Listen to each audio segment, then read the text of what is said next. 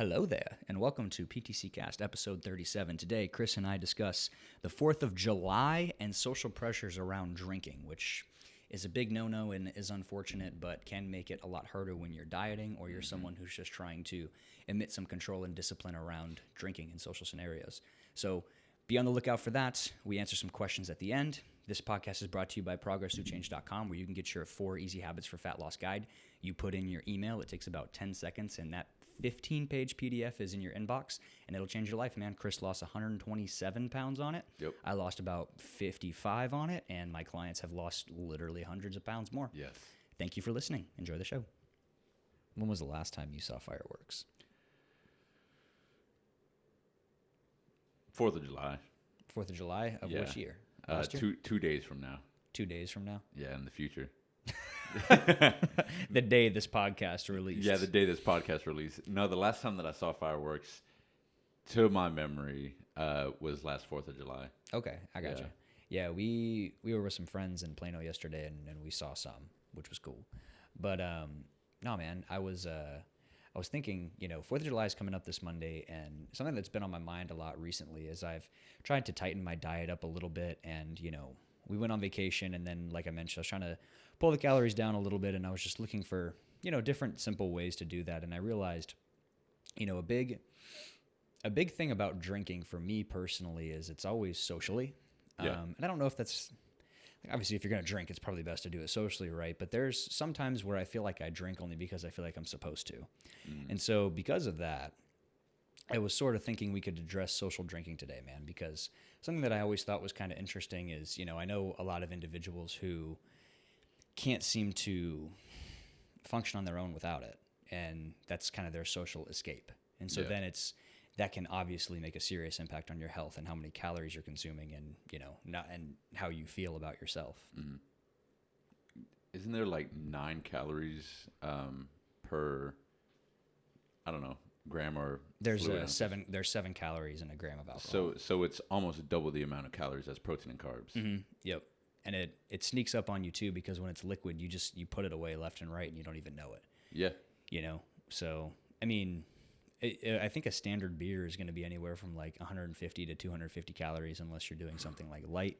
And then when you're talking about like mixed drinks, and they're putting in like the sugars and the liquid syrups and whatever other additives, like that's shit. It can add up real quick, man. So not only are you talking about loading up alcohol, but you're talking about loading up alcohol in conjunction with carbohydrates and whatever else is going in there. Yeah, and I don't know about you, but whenever I have a beer with my friends, I don't have just one beer. Yeah, it's usually more than one. Yeah. And so I think it's interesting, man, because it takes a pretty strong individual in certain situations to be able to say, like, no, I'm good, and stick with that, because a lot of, even groups of friends will be like, jokingly poking fun. And I'm sure I'm guilty at some point of like poking fun at someone or trying to, egg someone on. I think it's just kind of like the natural thing, especially if you're, with the boys and everyone's just trying to poke each other and prod each other. And exactly. And so I think it's one of those things, man, where, unfortunately, like, we all fall victim to that. Have you ever found yourself in that scenario of being like socially pressured to drink? Oh yeah, man. I don't really drink that much, but yeah, when I do, it's social. And there's this one time I went out with my uncle, my siblings, and a cousin to go drink at, my uncle's apartment bar. And I had never, drank a lot. Yeah. And, my uncle was pretty, I guess you could say, experienced with drinking. Sure. Like, this is what he does to, have a good time with his apartment friends. Right. And he does this on a regular basis. So this is normal for him. But yeah, I went there. And, it started off with just a couple drinks and maybe like a shot or two of some liquor. And I remember we were playing Jenga, and I knocked over my alcohol glass. And that's when I was like, okay, maybe I'm like pretty buzzed. Yeah. But as the night went on, more and more people came in. Music got louder. Yeah. Everybody, started drinking more and more. And it got to the point where, if you didn't drink, then, oh, you're a bitch, oh, you're a pussy. Sure, and it's you're having fun, so you're like, whatever, okay, like, I'll take. And in the moment, it seems just playful and like, cheerful. And nobody's looking any layer deeper than that and what it is, surface value. But Exactly. Go on, though. Yeah, and, by the end of the night, I was, shit-faced. And, of course, I am the one that kept on drinking. Mm-hmm. But, you know, if it wasn't for that, you know, the kind of the I guess environment you you peer ended up pressure, landing whatever, in. Yeah. then, you know, I wouldn't have, you know, drank all of that. And that ended up being like one of the worst, you know, nights after all the fun that I had ever had. And I woke up with, you know, the worst hangover. And that was actually the one and only time that I had a hangover. But ever since then, man, like I will maybe take 1 or 2 shots of liquor. That's kind of your cap. Yeah, maybe 2 or 3 beers. But after that, man, like I don't do any more of that. So yeah. And what about you? I'm in no way, shape, or form trying to like shame someone for, you know, whatever, drinking and having a good time and deciding to indulge a little bit. Like that's all totally fine and one thing. But, you know, I think I'm more specifically talking about like if you find you have a group of friends or you find yourself in these scenarios where you feel like you have to drink and you would rather not drink, you know. And so in a one-off scenario like that, like it's almost interesting because you know, you mentioned like now it's just different because that was kind of like that sort of set the tone for you. Like that was not something you were looking to do again. Yeah. And so, yeah, I kind of very seldom find myself in those scenarios, and it's definitely like the day after is always just like, man, that was it worth it? Yeah. You know, and sometimes in that moment it's a yeah for sure, but then not so much. But no, I think the biggest thing for me is never quite taking it too far, but just having a beer when I don't necessarily want one. And whether that's just like, you know, we're at a restaurant and I feel like I'm supposed to be having a beer, or I'm, you know, sitting down to watch the game and I feel like I'm supposed to have a beer. You know what I mean? It's just like kind of the more so like, and it's never anyone like pressuring me in those scenarios. I guess I just feel like, oh, I'm supposed to be having a beer right now. Yeah. You know, so maybe that's a little bit different. But yeah, I think it's definitely not good if you constantly find yourself in those scenarios where you're like having that pushed onto you. And, you know, one thing that I found to be really helpful if anyone does find themselves in that scenario is simply just mention that you're in the process of dieting. Like I found a lot of my clients find that as they're sort of like out when they're with a group of friends and they don't want to drink, is like, no, I'm dieting right now, but you know, maybe next time. And you know, you probably shouldn't have to have an out for your friends, but if you're someone who feels like you need to have a reason, like that's a pretty damn good one. You're trying to lose some body fat, you're trying to take care of yourself, you're trying to be healthier. There's nothing wrong with that. So alcohol doesn't serve any of those things, so it's okay to take a step away from it. Yeah, and it definitely helps to have, you know, almost a scapegoat for those situations because you know, everybody, I don't know about you, but there's like a group of friends that I have where, you know, usually if we hang out, we're gonna drink, right? And it feels weird like not drinking after doing that for you know, a long time. And so yeah, having, I guess, some kind of, I guess you can just call it an excuse, that's not, you know, not to drink, that really helps. But plan it out beforehand. Maybe, you know, if you know that you're going, like 4th of July is this upcoming weekend, right? I mean, this upcoming Monday, and I'm The sure day that this podcast comes out. I'm sure that the people who are listening to this, you know, they're going to be out in an environment where there's probably going to be alcohol. And if so, either, you know, tell yourself that you're not going to drink, or hey, you know, I'm gonna have fun. Let me have, you know, 2 beers, but there's no point Put in some me having more parameters than around it. that. Yeah, and I think that's a good idea too, is to make that decision at the forefront. Yeah, before you even get there, say, hey, I'm doing, you know, 2 beers today, max. That's it. Or I'm doing 1 shot. That's it. You know, just a way to kind of set that standard for yourself, and that way it's more for you and the solidity in yourself to be able to say like, nope, that's it. That's done. That's what I agreed to and said I was going to do. Because sometimes when you're just like, I'll just drink a little bit, that could turn into a lot really quick because there's no parameter, there's no fence around it, you know. So I think you're right. It can definitely help to kind of like keep yourself in check. And if you're someone who's dieting, when you're doing that, you can keep in mind like, hey, earlier in the day, maybe I want to pull back on my carbs and fats so that way I can save a little bit of room later when I'm having my 2 drinks max, you know.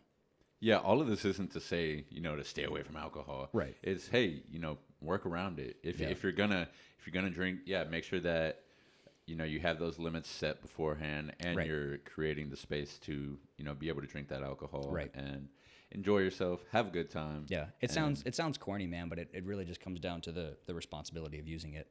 Yeah. And I'm always like kind of hesitant to say that because I'm never trying to sound like preachy or holier than thou, but it really just comes down to like, okay, are you someone who, you know, you can have 2 and cut it off and fit it in whatever your goal might be? Then great, let's do it. You know, but if you're someone who knows that's a slippery slope for you, or you'd, you know, rather just not, or you'd rather, you know, have food earlier in the day, whatever it is, like there's nothing wrong with that either. So I think that's a big part of this whole game of fitting macros and calories and nutrients, and without sounding too corny, fitting fitness into your life and not your life into fitness. And it's like part of that is how rigid or flexible can you be with yourself? How much do you trust yourself in those scenarios where there's a whole buffet, or there's you could have 10 drinks instead of just 2 drinks. It's like, how much wiggle room are you willing to give yourself to make that decision? And there's nothing wrong with being, a little bit tighter and set in stone, or being a little bit more like flexible. I think it's just a question of, what's more important to you at that time. Yeah. And I know, for me, I set, a bigger boundary when it comes to liquor, because I know that I'm not good at separating myself when it comes to liquor at a fun place. Yeah. If I don't separate myself, maybe I'll do like 2 shots and then I'll be having fun, and I'll be like, I like the way I feel. Let me have more, and then more and more and more.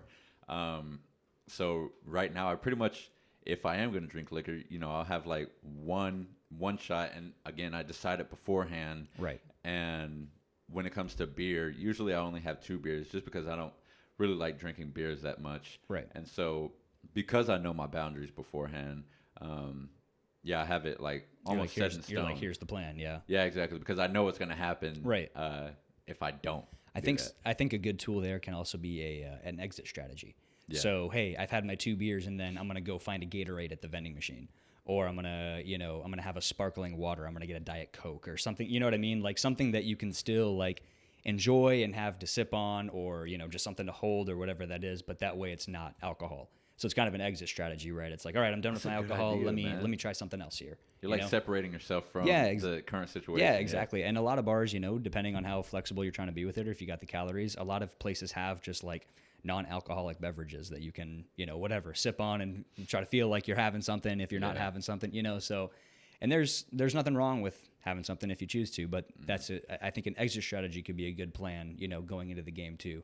I have a lot of clients who it'll be like, a glass of wine and then they're going to the Diet Coke, or it'll be like, either 1 regular beer or 2 light beers, just something like that. I never thought about it. I never thought about that. That sounds really useful though. Mm-hmm. I don't know. I think that could be a good tool to have. So, cool. Let's answer some questions. Let me grab my phone real quick. What's your favorite exercise or muscle group to work? You go first. Oh, I got to go first? Yeah, you got to go first. That's a lot. Okay, so I feel like I have a unique opinion on this one, because I just started getting back into the gym about 4 or 5 days ago, recovering from surgery. And today I would say was the first like workout. So I've done like some really light stuff. Like I did some machine stuff over at the gym that I train at, and and then I've done like whatever, some light stretches or rotations or some squats or some lunges and simple stuff. But anyways, today I did like some actual real exercises, and I did pretty much everything. And I would say the thing I enjoyed the most, and I'm not super proud to say, man, because it just. Are you gonna say bench? Dude, the answer hasn't changed since I was 16 years old, man. It's chest. It's chest. It's chest, bro.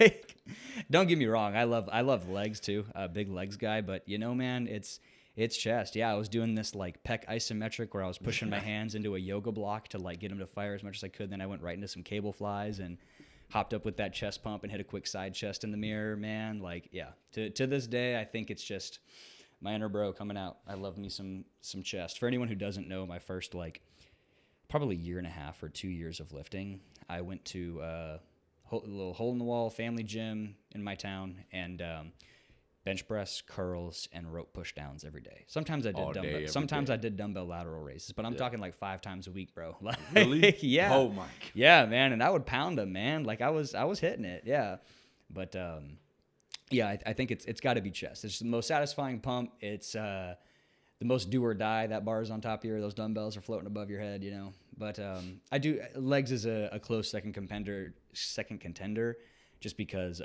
it's always something that's come a little bit more natural for me, and I've just had an affinity toward it. So, but the way that you look with that chest pump, man, it's gonna reign over it. It takes precedent. I think the way I feel with a chest pump. I'm not proud to say, me too. Yeah, is that the same for you? You're a big chest guy. That answers a lot about this podcast. Okay, we're out. Thank you. We're just gym bros. Peace. Thank you all, 16-year-old males, for listening. Yeah. Dude, but I wouldn't have thought that would have been it. But all these months of not lifting. Whenever is that all you want to do? You're like lift, chest, bro. Yeah, whenever I do decide to lift, I'm like, I default to chest. That's hilarious. I do not want to do legs. Yeah. I would love to do back, but I feel like, that would just take a huge toll, doing deadlifts, just like all of that. So I just go to chest, man, and that pump. And the thing is, man, is like without sounding like too much of a meathead, like I definitely love each muscle group for their own reasons. Definitely, yeah. But chest is the one that I would say is just the most like enjoyable. If we're talking about very enjoyable. Yeah. If I'm just like, if I got some buddies coming over who have never worked out before and they want to work out, we're probably gonna train chest. You gonna hit some chest. Yeah, for sure. Yeah, man. I think for the first like year and a half of my training at PAC, I definitely could have like closed my eyes when I walked into the door and made it all the way to the bench without hitting anything. For sure. I could have just blind walked there, sat down, started warming up with my eyes closed, and I would have been fine. Yeah. I knew that shit like the back of my hand, man. But damn, man, I never hit chest like that. You have a different relationship with chest, man. You have that next level relationship. That's funny. Will you grab your phone? I think you said you had one more question on yours as well. Yeah, we'll be right back. Perfect. Okay. What we got? So I got this question from JW. Don't know their full name. El Mustachio. Shout out JW. Shout out JW. J-Dub. So his question is, what's more important for weight loss? Is it your diet, training, or your lifestyle? You first or me first? I went first on the last one. I'll let you go first on this one. Oh, come on, man. Okay. So what's more important for weight loss, diet, training, or lifestyle? And when you say lifestyle, my assumption is going to immediately be, like, just to define it, is going to be habits around like sleep, stress, like general movements. Like, are you on your feet? Are you sitting all day? That kind of stuff. Mm-hmm. Okay, sorry. Yeah. Go ahead though. Okay. Well, thank you for clarifying that. I mean, I didn't. That helped. But when it comes to, I guess, long-term weight loss, I think lifestyle would be the most important. Yeah. When it comes to short-term, I think you can, like, training and dieting goes hand in hand, really. Like, you can choose whichever one, you want to prioritize to get the results you want. But lifestyle as a whole, I think, also includes training and nutrition. Right. So ultimately, I'd have to say lifestyle. Yeah. Lifestyle. And I think I would agree with that. But, my immediate answer is probably going to be nutrition, just because, at the end of the day, man, like, you can't compete with what you eat. If you do 10 minutes of cardio, if you're lucky, that's 100 calories. True, yeah. So it's one of those things where, like, you really have to keep your nutrition check, because you're probably not going to out-train a shitty diet unless you're, one of the genetically elite, or just a young dude who trains a lot. That's a really good point. Or you're someone who moves a ton. Yeah, but no, I would agree with you in that it's lifestyle, because, even if your nutrition is in check, if your sleep is dog shit, if your training's not there, it's definitely some combination of all of them. But if I had to narrow it down to one and specifically answer the question, it'd be nutrition. But if I had to specifically pick one, meaning if I could get someone to either just train or just watch their nutrition, I would pick train. Yeah. Because even though you might not get quite as much fat loss or weight loss, you're going to get all the extra benefits that come with resistance training. So building lean tissue, building strength and density in your tendons and ligaments, mobility. I mean, the list is crazy long for when it comes to resistance training. So if it's one of those things where, like, you're going to start your body transformation, you're like, okay, I'm just going to start with one thing. I'm going to say train every time. Yeah. Whatever that means. But if we're talking about, like, what's the prime lever to move to adjust body composition, it's going to be nutrition, for sure. Yeah, for sure. Now, if you get really good at training, yeah, you can burn through calories like no other. But it takes a while to get really good at training. And I think most people who think they're really good at training are not really good at training. So, nutrition's probably going to be my first answer there every time. But yeah, lifestyle for sure. And I feel like nutrition, is your first answer, because a lot of people don't have good nutrition to begin with. So that's like the easiest to immediately change and immediately see results. I would agree with that. And nutrition can actually be like one of the most simple things, because, a lot of people, man, a lot of very general population, you can pull a very simple lever of, like, okay, no calorie beverages. Yeah. No more drinking sodas, your calories, juices. Or that could be like no fast food. Like, you can make very simple things. One change. Yeah, for sure. Like, I remember one of your clients, you were telling me, just cut out fries and lost, you said 30 pounds? Yeah, we did like 30 to 35 pounds on just French fries. Yeah. Just cutting out French fries. And you have to think, like, sometimes, that comes with the is it because of the replacement of French fry or just the loss of calories that came from the French fries before? It definitely a combination of both. But yeah, it's you can pull really simple levers and get a lot out of nutrition, but you can't answer that question without addressing the other two, though. So Yeah, if you can create a plan for like your long-term fitness, I'd definitely say that it would have to revolve around your lifestyle, because a lot of people that are trying to lose fat or honestly just get healthier, they immediately go to one specific thing like your training and nutrition. Right. But in reality, that's cool and all, but I feel like it sets you up for like a false expectation. You think that if you change your life in one of these areas that it's all going to be fine and dandy, when in reality I don't think that that's how it is. It's like a whole change of how you think and how you do things on a daily basis. You're not just trying to go to the gym and run on the treadmill or whatever for a couple hours a day, because you haven't done that all your life and you're trying to get fit.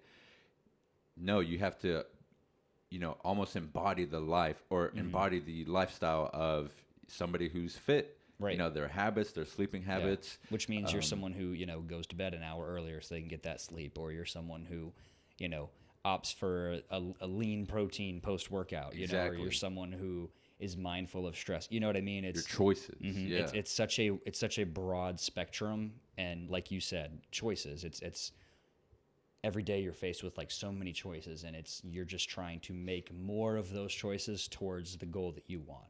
Right? So if you're trying to get leaner, you're opting for chicken breast and the light dressing or something. You know what I mean? Yeah. You're making those choices that are going to take those steps closer. And as long as you're making more of those choices that are taking you closer than the ones that are taking you farther, you're on the path.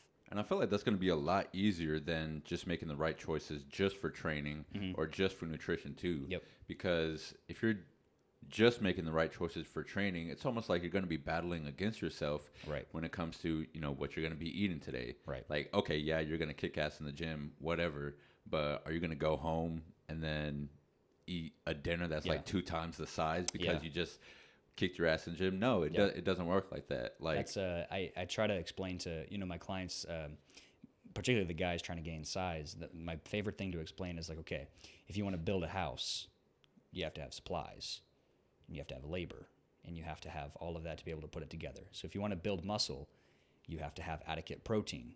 If you want to train hard and do X amount of sets, you have to have adequate carbohydrate.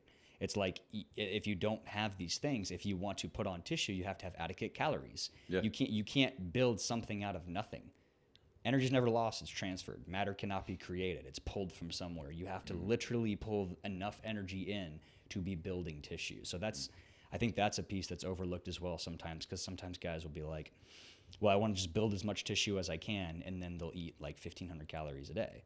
Yeah. And it's like, look, man, we have to actually have enough energy coming in to have something left over. You'll be lean, you'll look great, you'll be healthy.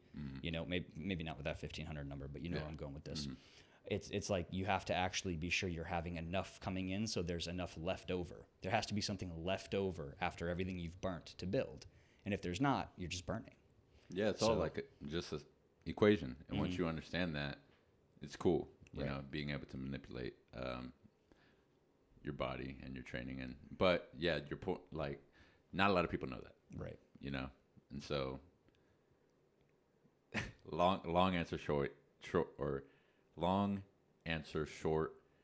improve your lifestyle. Yep. And everything else will just literally fall into place. And I think I like that you said it like that, is you want to set it up so that things just sort of fall into place. And you do that by adjusting your lifestyle first, because not to tangent again, we're done with that topic, but just I got to let this one go.